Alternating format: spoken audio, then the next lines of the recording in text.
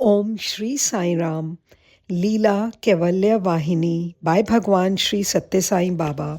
Trim of cosmic sport divine. Spiritual exercises like worship, adoration, and meditation are activities prompted by devotion to higher powers. Controversy about their efficacy should not be indulged in by those who are unaware of the depths and heights to which they can lead. These can be gained and judged only through actual practice. The proof lies in one's personal experience only. The longing for the supersensory, spiritual life is aroused in the seeker either by a quest for fundamental principles or by the felt need for lasting joy. Mere longing will not grant success. Spiritual exercise or sadhana has to be undertaken. It is important also to examine oneself and assess in detail one's aspiration and attitudes before embarking on the process. For contemporary religions which profess to guide seekers in this task do not infuse confidence in the youth. They feel that some of these have been shaped by the conditions of the era in which they emerged. Many have become outdated. Some are specifically linked with regions or states. Some have been imposed and molded by foreign peoples, and some strike them as indecent and injurious. Young aspirants for higher life feel they will be ridiculed if they practice them, so they indulge in incessant talk and turning over the pages of thousands of books. They stay away even from the first step of sadhana as prescribed in any of many religions. Such are the critics and controversialists who relish the confusion they create. For more valuable than the scholarship gathered from 1,000,000 books is the grain of wisdom gained through a session of meditation. That flash or jnana, however slight, is a precious acquisition. It is the product of personal sadhana, an indisputable, authentic experience. As one cultivates and develops this grain of wisdom, controversy and criticism will cease. All arguments will be with one's lower self only, until the truth stands revealed. Self-confidence is essential for a person to enter on this path of spiritual practice. A word to those who are overwhelmed by the burden of worldly responsibilities and anxieties, and to those who find themselves unable to pray to the highest, either because they have condemned themselves undeserving or because they have no faith in the highest. Enormous is the number of those who live their days in joy. You too were joyful and are so now, but everyone is destined to disappear one day, as generations have already done. Therefore, everyone must desire and adopt every means to attain not only joy, but what is far more valuable, peace of mind and an ideal exemplary life. Born as human beings, one should not disown the unique nature of humans. One should not forget, even for a moment, the genuine characteristics of humans. One should never degrade oneself to the level of beasts or a level which is far worse and despicable, that of demonic beings.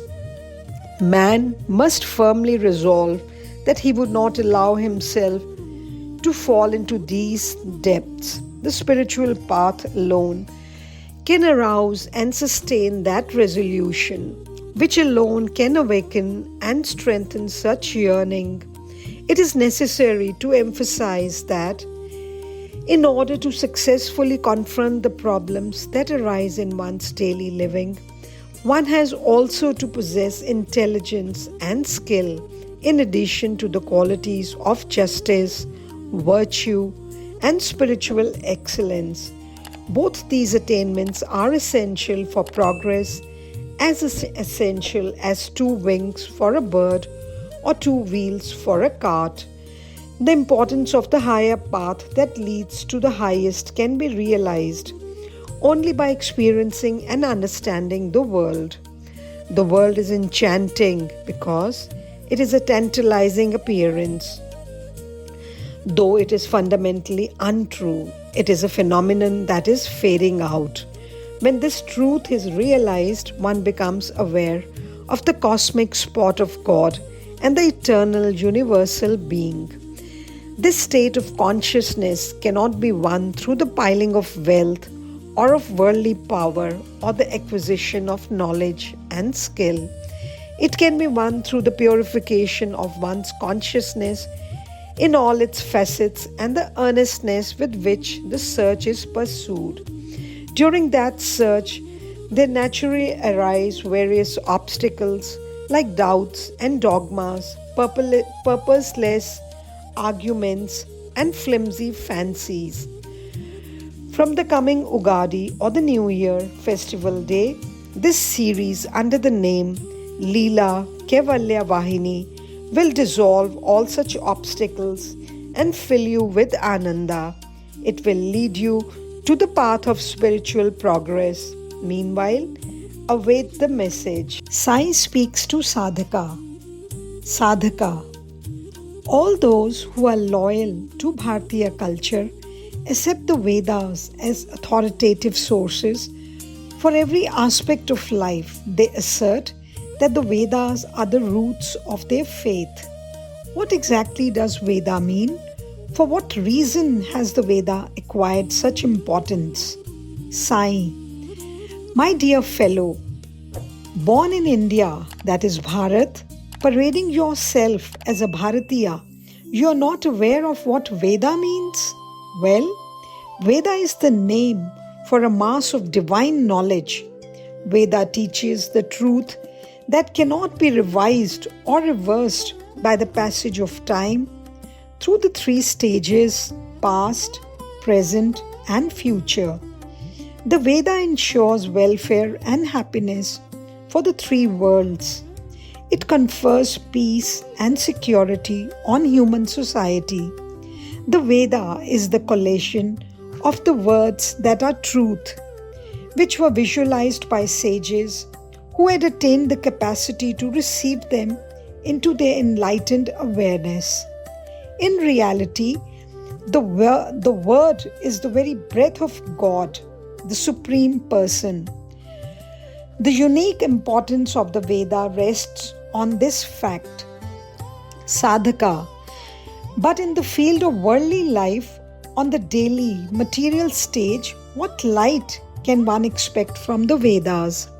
Sai. Every being that lives in the world strives to possess what it desires and avoid what it dislikes. Know that the Veda instructs how to succeed in both these endeavors. That is to say, it lays down what has to be done and what should not be done.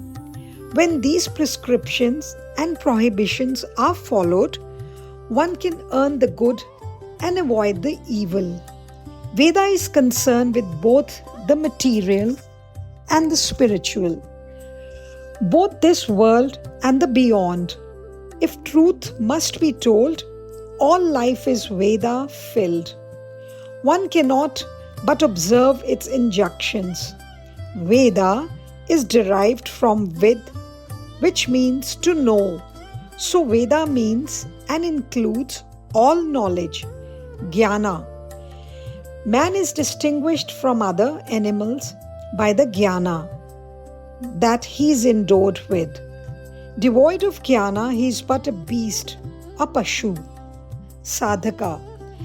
They say the Vedas are numberless, without end. Are they all full repositories of Jnana? Sai. Ananto Vaya Veda. The Vedas are infinite. But note that in the beginning there was just one Veda. Later it was dealt with as 3 and subsequently as 4. Sadhaka. Why was the one divided into many? What special need was met thereby? Sai. Since the Veda was vast and limitless, it was difficult for ordinary men to study it. Moreover, it would take endless time to complete the study. So those who wished to learn were overwhelmed by fear. So very few showed earnestness to study the Veda. For these reasons, something had to be done to make the study within reach of all who sought to learn. The riks or hymns of praise in the Veda were, therefore, separated from the rest and grouped under the title Rik Samhita.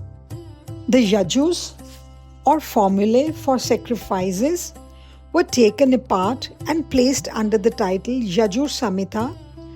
The Sama verses, capable of musical rendering, they were grouped under the title Sama Samhita, and the Atharva mantras, that is formulae and spells, they were collected under the title Atharva Samhita. Sadhaka. Who was the person who grouped them in these collections? Sai. It was Vyasa, who was a partial manifestation of Narayana, that is God Vishnu himself. He was the son of sage Parashara. He had mastered the scriptures and spiritual treatises. He was a great sage himself. He was a skillful coordinator. In order to promote the welfare of mankind, he compiled the Veda in 4 parts and facilitated righteous living by all. He divided the Vedas into 4 and prepared 5 Samhitas. Sadhaka. The 4 Vedas are the 4 Samhitas. As you explain now, what purpose does the 5th serve? How did the extra one arise? Sai. The Yajur Samhita or the Yajur Veda has separated itself into 2, the Krishna Yajur Veda Samhita and the Shukla Yajur Veda Samhita. So the total became 5. The process did not stop there. Each of these Samhitas developed 3 separate complementary components. These scriptural texts emerged in order to enlighten people in different states of awareness and different levels of consciousness. The purpose was to enable everyone to benefit by the guidance and cross the sea of suffering. Therefore, there is no trace of conflict in any of these texts. Sadhaka. What are those 3 elaborations? Those 3 subsidiary texts called Sai. Brahmanas, Aranyakas and the Upanishads. Sadhaka. What are Brahmanas? Sai. They are explanatory texts dealing with mantras or ritual formulae. They describe clearly the sacrificial rites and ceremonies that have to be observed while performing them. There are many texts like Etarya Brahmana. Sai. They are in verse and prose. They are mainly intended for the guidance of those who, after passing through the stages of Brahmacharya and Grihastha, assume Vanaprastha. Aranya means forest, that is to say, these are texts to be pursued and meditated upon silently in lonely hermitages. They deal with the duties and responsibilities of the final stage of active life or Karma Kanda, the stage preliminary to the totally spiritual stage or Brahma Kanda. Sadhaka. Swami, I have heard the term Brahma Kanda being used for some texts. What does it relate to? Sai. Those texts are concerned with sacrificial rites as well as rules of right conduct. They deal with the special features of ceremonial rituals and special elaborations of moral codes. Sadhaka and Swami, what are Upanishads? Sai. They can be mastered only by deep studied or vidya, accompanied by intelligent discrimination or viveka. They deserve to be so mastered. 4 goals are laid down for humans in the scriptures: Dharma or righteousness, Artha or prosperity, Kama or moral desire, and Moksha or liberation. Vidya or learning can be classified under 2 heads: the Apara and the Para, that is the lower and the higher. While the 4 Vedas, the earlier portion of ancient scripture, deal with the Apara, the first 3 goals.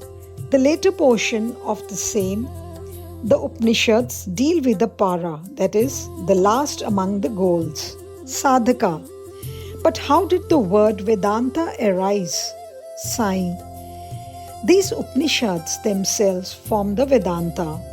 Memorizing the Vedas is of no avail. Vedanta has to be understood and assimilated.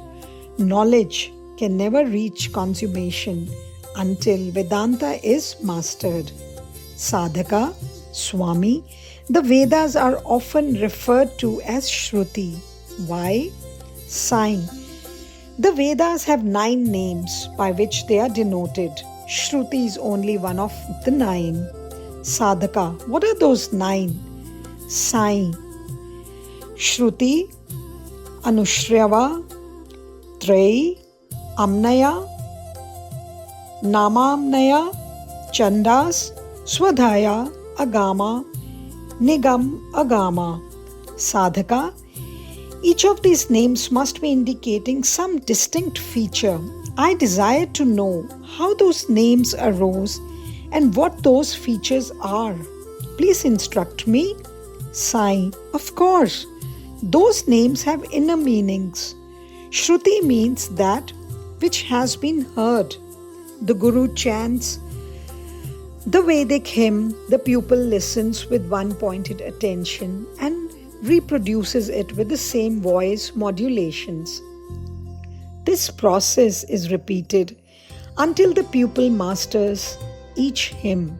Hence, the name Shruti is relevant. The name Anushrava also means the same, that which has been heard serially. Now the word Trei, it means the 3. In the beginning, there were 3 collations only in Vedic scriptures: the Rig Veda, the Yajur and the Samaveda. These 3 alone were considered important. So, this word was used and it has stayed. The word Amnaya is derived from the root Mana, which means learn.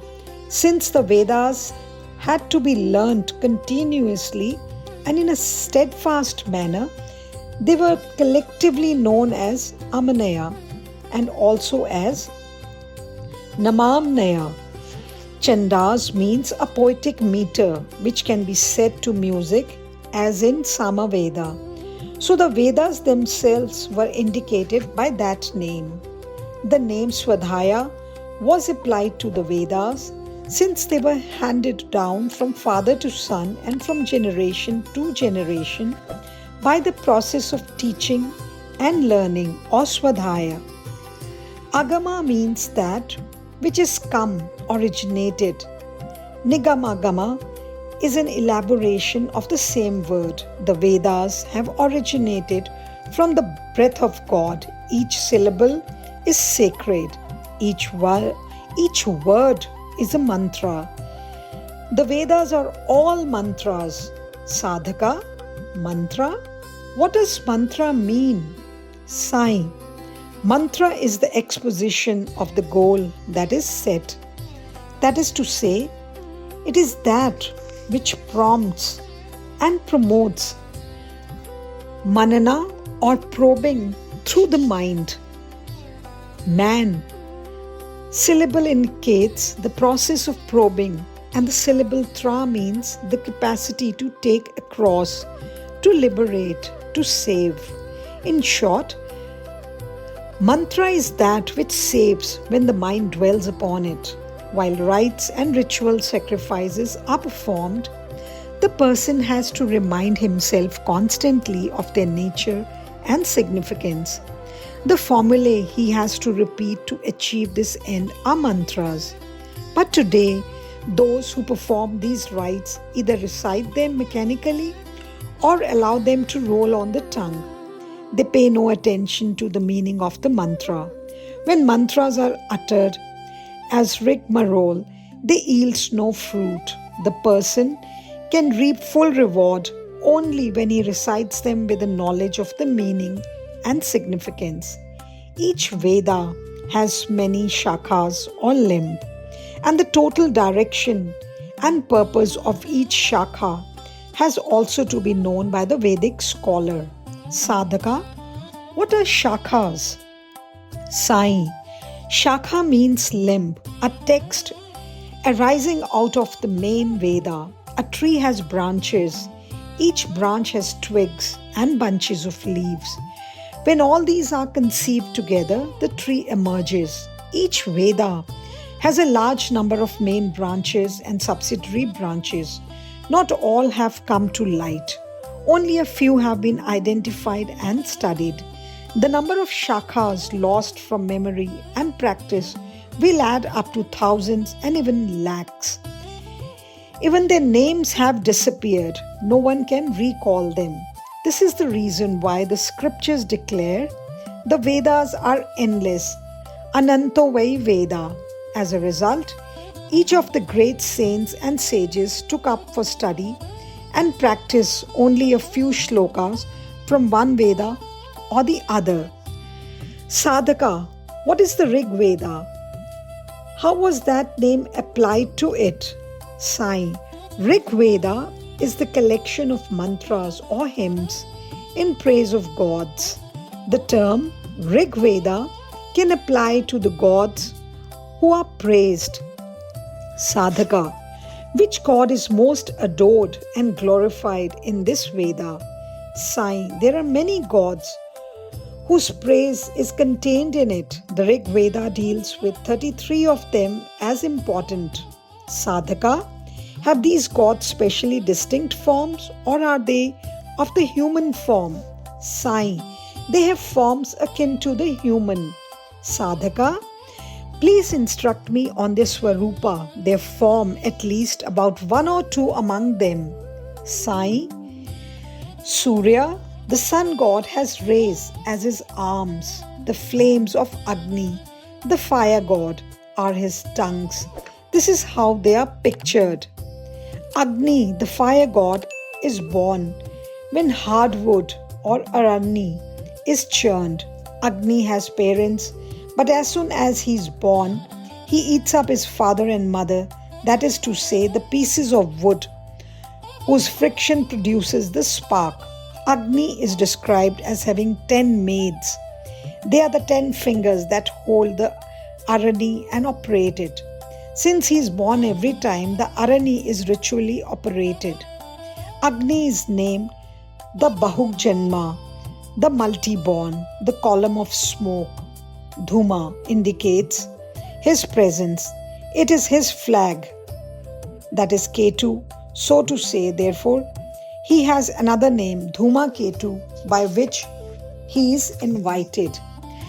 Agni is named Vagnya Sarathi, the charioteer for the sacrifice, for he brings in this chariot to the place of sacrifice the gods, to whom offerings are made in the ceremonial flames.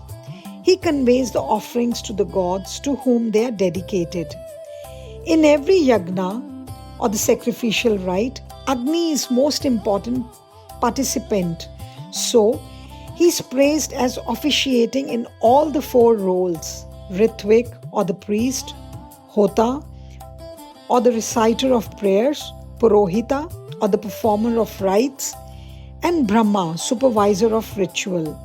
Agni is the closest friend of man, for without fire, he can scarce hold onto life. The principle of fire is at the basis of human activity, both inside the body and outside. So Agni is addressed as Grihapati, the master of the home, and Atithi, the welcome guest. Agni has no preferences and no prejudices. Agni treats all living beings, all races and castes equally with no distinction. Therefore, he is addressed as Samaptra, same friend. Sadhaka, what is the main lesson that the Rig Veda teaches? Sai, the Rig Veda teaches unity. It exhorts all men to pursue the same holy desires. All hearts must be charged with the same good urge. All thoughts must be directed by good motives. Towards good ends, all men must tread the one path of truth, for all are but manifestations of the One. People believe today that the lesson of the unity of mankind is quite new and that the idea of progressing towards it is very praiseworthy. But the concept of human unity is not at all new. In Rig Vedic times, the concept has been proclaimed much more clearly and emphatically than now. It is the preeminent ideal of the Rig Veda. All are parts of God, His power, His energy. The Atma, that is the reality in everyone, is, in truth, the one manifesting as the many.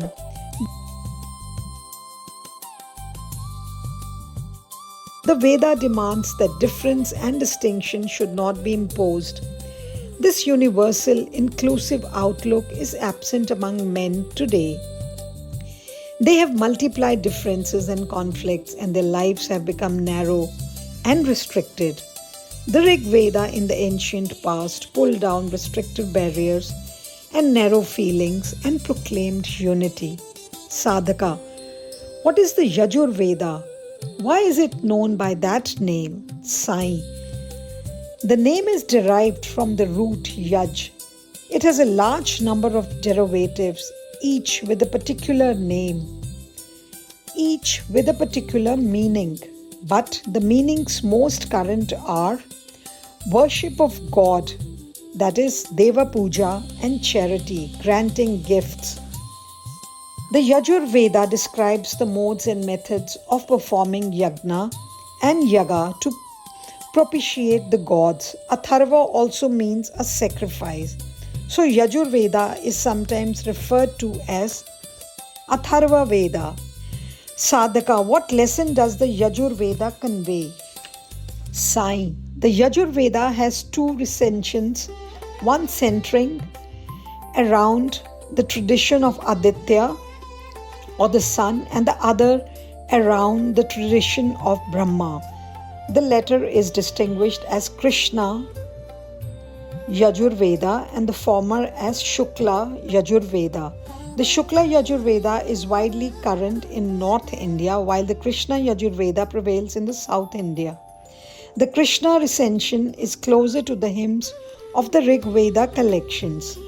The mantras or formulae contained in this are used in the worship of gods and while placing offerings to the gods in the sacrificial fire. The Krishna Yajur Veda comprises 86 shakhas or branches, each with its special explanatory texts, but they have mostly disappeared from the memory for want of people to study and practice. Only 4 have survived. 82 have been drowned in the whirlpool of time. The Shukla Yajur Veda had 17 noteworthy branches, but they too had to succumb to the ravages of time. Only 2 of them are available now. When we consider how momentous and meaningful these 2 are, one has to conclude that the unique value of this Veda is well-nigh indescribable. Estimating the glory and grandeur of the Vedas is a task which no one can fulfill. The Vedas are unreachable by means of either language or imagination. Yato vacho nivartante aparpya manasa saha. That from which words recoil inaccessible even to the mind. Know that this is the truth and exult that you could know that this is the truth and exult that you could know it thus. Those who have become aware of this are really blessed. Diving into the depth, they have gained the precious gem. They have won the goal of life, the Purushartha. Sadhaka, Swami, you said the Veda is known by 9 other names. Has it got more? Sai. Can it be designated by only 9? It has many more names. For example, it is known as Prashna, also as Prathamaja. The names reveal the various facets of the Veda, the context and the character of the teachings. Sadhaka. Prashna, what does it mean? Sai, the Almighty Parameshwara, is Prasanna Garbha. He contains all clarity and wisdom. Prasanna connotes purity, clarity, sanctity. So the word indicates that the Almighty has the intelligence devoid of taint of any kind. The Veda is the quintessence in words of that wisdom. Rishis or sages who possess purified consciousness and clarified intellect win the grace of the all-pervasive Brahman or the cosmic self. Brahman prompts them and blesses them to visualize the hymns and sacred formulae or the mantras while adoring the Almighty. Who became aware of the truth, they too recognized and described Brahman as Prasanna Garbha. Rishis who visualized the mantras were not bound by the consequent coils of karma. They merge in Brahman and emerge from Brahman. When the cycle of manifestation starts again, so they are hailed as Ajaya or the unborn. The Veda claims them thus. Their very nature is immaculate purity. Therefore, they too are called Prasanna. They yearn so agonizingly for grace that in the state of superconsciousness or samadhi, Brahman manifested out of the self-will and awarded them the vision of Brahma Yajna. Sadhaka, what is Brahma Yajna? Sai, Brahma Yajna is Swadhyaya, that is to say, intense study and observance of the Veda. The Rishis, who are unborn and therefore authorized by Brahman to transmit the truth formulated according to the vision they earned. The yajnas or sacrificial rites designed to promote peace and prosperity in the world. The Vedas acknowledge as rishis only those who treasure in their hearts the awareness of mantras, of the supreme truth, and of the meaning and significance of the Brahman, the cosmic self, and Dharma, that is, the laws of social harmony and individual rights and duties. The ritual sacrifices authorized and accepted by such rishis are called yajnas. The yearning for truth is tapas or asceticism. Since Brahman is won through tapas, it is referred to as tapoja, attained by tapas. And the response from Brahman to the tapas is described as the word of God, Deva Yak, the voice of God, Deva Vani. Tapoja literally means born of tapas, but this does not imply that the cosmic self, Brahman, was non-existent until tapas brought it forth. Brahman is ever existent. It has no beginning. Time does not affect it. Born of tapas means that it revealed itself to the person who underwent the tapas. It ever is. It has willed to be so. It projected itself as the Vak, the word. The word is the mantra of the Veda. So the Almighty is described in the Veda as the designer of the mantra, Mantrakrit, the creator of rishis. Besides the names that occur at some place or the other, like self-emergent, Swayambhu, Tapoja, born of tapas, etc. I mentioned the name Prasanna Garbha, that is a very meaningful name for the Almighty. It signifies food, anna, water, or jala, immortalizing nectar, that is Amrita, and the wisdom of the Veda. Since the Almighty Brahman has all these in him, in the womb, Garbha, so to say, he is named Prasanna Garbha Brahman, is thus declaring his own reality as the form of Veda, Veda Rupa, Sadhaka, Swami. Prathamajo is another name you mentioned. What does that word mean? Sai. The three, that is to say, the Veda is extolled as Prathamaja in the Veda, Upasthaya Prathamajam. This statement reveals the belief that Vidya or higher learning could be attained by the Upastha, that is revered study of Prathamaja or the primal born. Unless one studies with humility the sacred Veda Vak, word of the Veda, one cannot master knowledge of Brahman or Brahma Vidya. This requires not the verbal recitation of the Veda, but the constant service, the conscious worship of the Veda with full awareness of what the word means and commands. This has been made plain in that statement. Sadhaka, in which Veda, Swami, does the name Prathamaja occur? Sai, in the Rig Veda. Understand that Prathamaja and another similar expression, Purvaja, indicate the impossibility of discovering when the Veda was first revealed.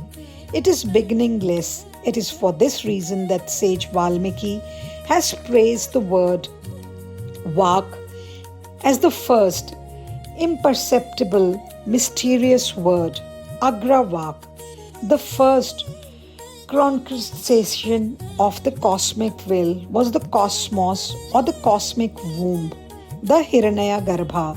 That too is Prathamaja, knowledge of the impersonal and its projection as personal.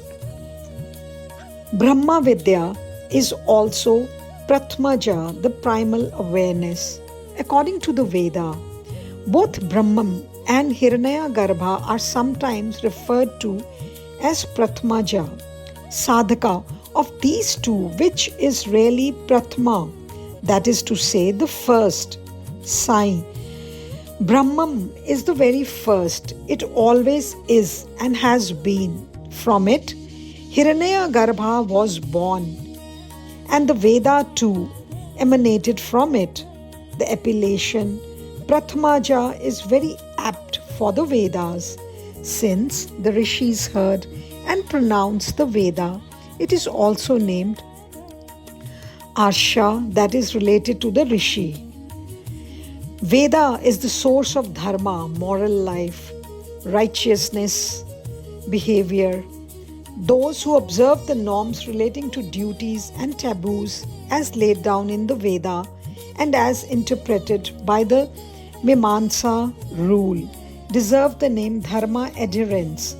Those who interpret them as their own desires direct are Adharma adherents, that is the Arasha. Sadhaka. Arasha, what does that mean? Sai, meaning declaration of distinction.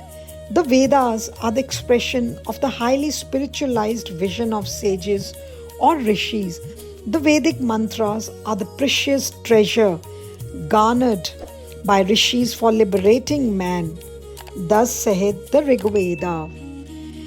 The Brahman concept of the Vedas is also denoted by the word that has Sa as the end syllable. Veda for this reason means wealth or dhana, wisdom or jnana, and the highest potency, that is Param Aishwarya. The wealth here indicated is distinct from worldly gains and possessions. It is the means by which the supreme goal can be attained. In other words, The wealth acquired through the grace of Mother Veda or the Veda Mata is the most potent wisdom itself.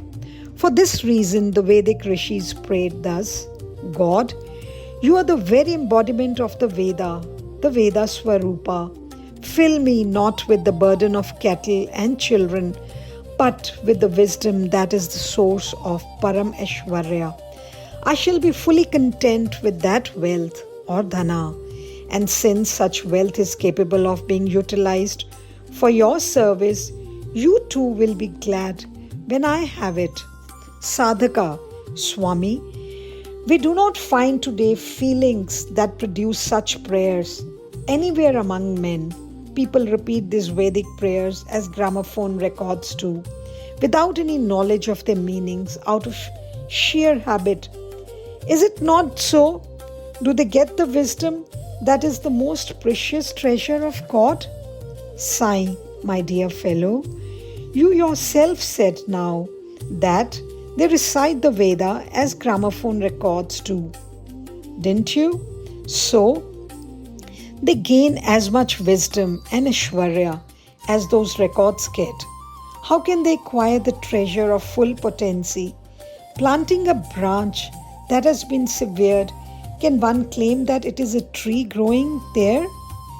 Those who recite the Vedas with the awareness of their meaning, experiencing at the same time the feelings embedded in the hymns, they alone can earn the grace of Brahman, the Brahma Vidya, the highest wisdom, the supreme treasure. Sadhaka, Swami, generally speaking, there will be no one who does not crave wealth. But what form of wealth is to be craved for? Which form will be approved by the Veda? What has the Veda said about this? Instruct me. Sai, Vedam Parameshwarayam. Veda is the highest treasure. Vidyati Veda, that which gives instruction, is known as Veda. Saha Vedastvam, get instructed by that Veda. Or wealth, that is dhana, is desired and sought out as a means for prosperity and progress, or shubha. So it is named artha, that which is the object of struggle and strain of sadhana. The Almighty or Parameshwara is sought to be known and gained through sadhana. So he too is known as artha. The Veda announces that the intuitive wisdom or jnana constitutes the riches, the means by which the Almighty is attained. This alone deserves the name Vedas or Vedic truth. Shruti or Vedic scripture asserts that such wealth alone can confer the joy of satisfaction to both the worshipper and worshipped. The Rig Veda extols this form of wealth and refers to it as Shrutak, for it is the type described and recommended in the Shruti. The Veda approves as Vedic only that wealth which is earned through adherence to the moral codes laid down clearly for human guidance. Sadhaka, Shrutak, what does that mean, Swami? Sai, a prosperous person. Shrimanta is one who is happily endowed with sons and grandsons and who is successful in worldly ambitions beyond even surprising heights. Moral excellence is a more valuable possession. This wealth is the concrete result of Vedic injunctions. It is called Dharma. The Ramayana extols Rama as Dharma personified. Dharma sustains all beings. Sarva Bhutanam Dharanat Dharmaha. Dharma is the support for all beings, hence it is named Dharma. The Almighty is that support and sustenance. The most effective mode of worship is the offering of Dharma. So the Almighty itself is identified with the word Dharma. That name is therefore meaningful. The entire cosmos projected by the Almighty is established on Dharma. Dharmo Vishwasya Jagata Pratishtha. The Dharma imbued with profound sanctity is being interpreted by person in accordance with their whims and fancies, their selfish interests. Hence, it has been severely distorted. The words Veda and Deva take on new meanings and implications. The process can be clearly recognized in Vedic literature. Swayam Sarvam Veti iti Vedaha, itself it knows all. This statement reveals that Veda is the omniscient Brahma itself. Shruti is its embodiment. Sadhaka, Swami, in the mantras which the Vedas contain, we have the word Swaha occurring frequently. What does Swaha mean? Sai, good. That word is generally taken to indicate only an expression used while offering oblations in ceremonially lit fire. People imagine that it is not a Vedic word. They argue it is a technical expression applicable to rituals only. There is a deity named Swaha Devi invoked by that word. It also connotes the offering of havis or sacramental food to the gods. So the word has two meanings. When the havis or other offerings are made to divinity under its various forms and in its various names, this word Swaha is used. When, however, one invokes one's forefathers and invites them to accept ritual offerings, the expression used is Swadha, not Swaha. Since the word is full of potency, it is revered as the manifestation of Vakadevi, the deity presiding over speech. The rites prescribed as unavoidable for daily life and those that are laid down as optional for the observance of certain holy days. All these have to begin with Swaha pronounced along with the sips of sanctified water. Generally speaking, there are no ritual offerings in the sacred fire without the accompaniment of the mantras Swaha or Swadha. Sadhaka, what is the benefit that accrues when these two mantras, Swaha and Swadha, are additionally pronounced at the end of the Vedic mantras? Sai, when offerings are given, while Swaha or Swadha is uttered, the gods, that is the Devatas or mains, Pitras, to whom they are directed will be pleased. Moreover, when those who are well versed in Vedic practices perform the worship of fire in order to offer oblations and do not utter the prescribed Swaha, the offerings cannot reach the gods. Swaha and Swadha are words which invoke the respective deities. They are mantras which awake and alert the divine. The Rig Veda declares, Swaha Stomasya Vardhana. Swaha has two meanings. The offering made with the utterance of that mantra, and second, the Vedic statement which conveys praise or glorification. Whether one of the meanings is preferred or both are adopted, the gods are pleased and they confer progress on the person who pronounces the mantras Swaha or Swadha. Sadhaka, confer progress on the adorer. What does that mean? Sai, as a consequence of the praise conveyed through words bearing the impress of the Vedas, the person is blessed with various progressive qualities and opportunities to achieve excellence. Sadhaka, I would like to know some examples where the mantra Swaha is used in the Vedas to convey its traditional meaning. Sai, Shevaya Swaha, Pranaya Swaha, Indraya Swaha. These are some examples.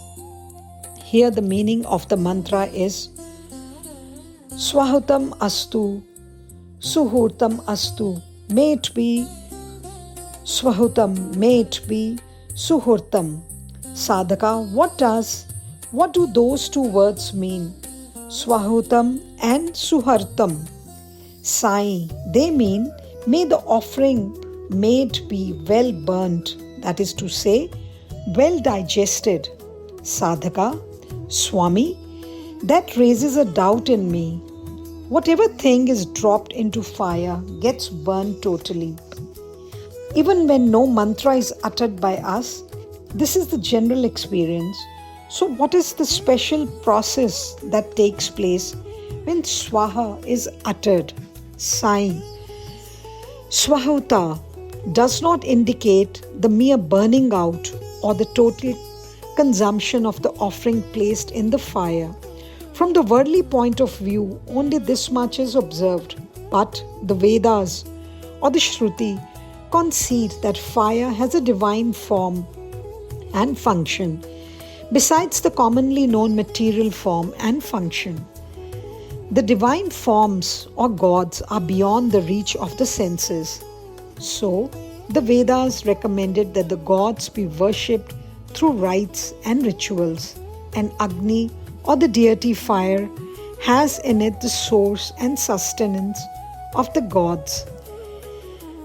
Agnirvai Deva Yonihi. Agni is the divine principle.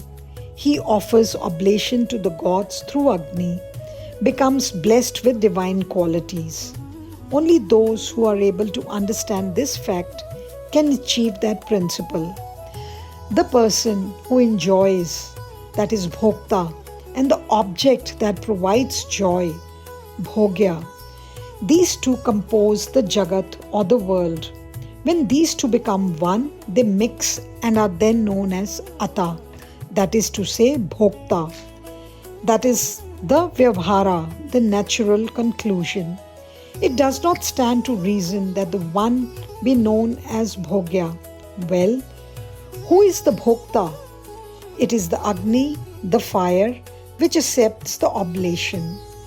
The very first divine entity is Aditya, the sun. Its spiritual counterpart is the vital warmth in living beings. The Prana Agni. Agni has in it Ajaya, that is ghee, and Soma, the juice of the Soma plant. The oblations placed in fire are named Ahitya. The word means deposited or placed. The gods prefer to be beyond the range of sight. Therefore, the oblations are also referred to as Ahutis. Sadhaka. When Agni is within the range of sight, what is its name? Sai. Then it is named Agri. Agri means first. It was created earliest, hence the name. When it is beyond the range as sight or paroksha, it is named Agni. Sadhaka. What is the meaning of Ahuti? Sai. Oblations offered in the fire, lit and fed as prescribed. Besides, the word denotes that God is invited to accept the oblations. This is the special meaning the word conveys. Vashatkara, the explanatory formula, only complements the effect of Swaha mantra. The gods receive only offerings for which they have been invited, Ahutis. Swaha is a name applied to Saraswati, the deity of the word, Vagadevi, the deity of the Vedic word. Since the word expresses the Atma, the name is Swaha too. The Devi Bhagavatam declares that the supreme deity is both Gayatri and Swaha. The Lalita Sahasranama, the 1008 names of Lalita, the supreme deity, declares Swaha and Swadha as her names. Swaha also means the close, the going under, the end. Sadhaka. Which Veda is named Atharva? Is it also known by many other names? Sai. Yes, that Veda has various popular names. Brahma Veda, Angiro Veda, Atharva Vangiro Veda, Brig Vangiro Veda, Shatra Veda, Bhayashya Veda, Kalidasa has praised sage Vasishtha as Atharva Nidhi, the treasure chest of Atharva knowledge. As a result of his earning such high renown, Vasishtha was installed as Rajaguru or royal preceptor and could claim mastery over all 4 Vedas, the Rig, Yajur, Sama and Atharva, and the authority to supervise ritual sacrifices and perform scriptural rites and ceremonies. Sadhaka, Swami, have the mantras contained in the Atharva Veda any special names? Sai, they are celebrated as Siddha mantras, that is to say, mantras that guarantee the promised effects. The presiding deity of the Gayatri mantra, known as Gayatri Devi, is adored as having the Rig, Yajur, Sama Vedas as feet, the Mimamsa Shastra, that is science of interpretation and inquiry, as the passive, steady aspect, and the Atharva Veda as activity. Sadhaka, this is rather complicated to me. Is there no other way of explaining the importance of this Veda by some worldly metaphor which is more easily comprehensible? Sai, well, listen. The Atharva Veda is a huge tree of which the Rig, Yajur and Sama Vedas are the trunk and branches, and the Smritis and Puranas the leaves. One sun or Aditya is worshipped in the Yajur Veda as Yaju, in the Sama Veda as Sama, in the Rig Veda as the Ardhava, and in the Atharva Veda as Yatu. Sadhaka, what does the Atharva mean? Sai, it means a steady, unmoved person who is of stable nature. Atharva is also widely identified in the Veda as Prana Atma, the super consciousness that activates the vital ears, and Prajapati, the ruler of all beings born. As the former, it is also denoted as Pranapati. This Prajapati is credited with the achievement of first churning sparks of the fire and making fire manifest. Of the Vedas, each of the 3 is at the same time or other recognized as the first. But so far as the last is concerned, the Atharva is also uttered as such.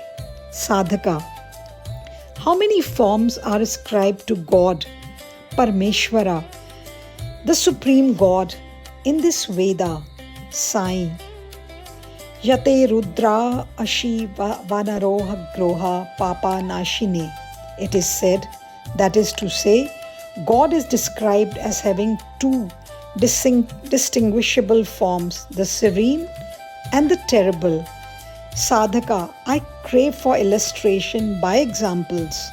Sai, the Narasimha form of God that emerged from the pillar was mild and serene, beautiful and beneficent for Prahlada, the staunch devotee, and at the same time the form was terrible for Hiranyakashipu, the father who hated God to the utmost. Well, even nature, the concretization of the willpower of God, has these 2 aspects, the mild and the fearful. Water is an essential ingredient for sustaining life in beings.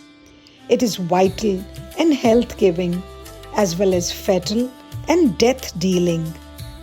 Sadhaka, pardon me for asking again for some examples. Sai, all living beings exist because of food. According to the scriptures or the Shastras, food is of 3 kinds: Sattvic, that is promoting peace and harmony; Rajasic, or promoting passions and emotions, activities and adventures; and Tamasic, promoting sloth and dullness. One has to choose one's food with discrimination and control and limit its intake. Then food will be health-giving medicine. If, on the other hand, food is consumed indiscriminately and beyond limit, it produces illness and causes grief and pain. It assumes a fearful role. This fact is made clear in the Vedas by the probe into the word anna. The word anna has its root ad, which means eating, that which is eaten. Adyate is anna or food. That which eats, ati, is also anna. It is eaten by living beings and at the same time eats the person who eats. Food is both beneficent and maleficent. The rishis or the sages, Atharva and Angiras, who visualize the mantras of this Veda, have recognized this twin nature of both God and creation. They appear mild and terrible in accordance with the credentials of the experiencer. But in total effect and in a deeper sense, these mantras are intended to reveal the Atma and promote the peace and prosperity of humanity. Om Shri Sai Ram. Om Sai Ishwaraya Vidmahe Sathya Devaya Dhimahi Tanna Sarva Prachodayat. Om Sai Ishwaraya Vidmahe Sathya Devaya Dhimahi Tanna Sarva Prachodayat. Om Sai Ishwaraya Vidmahe Sathya Devaya Dhimahi Tanna Sarva Prachodayat.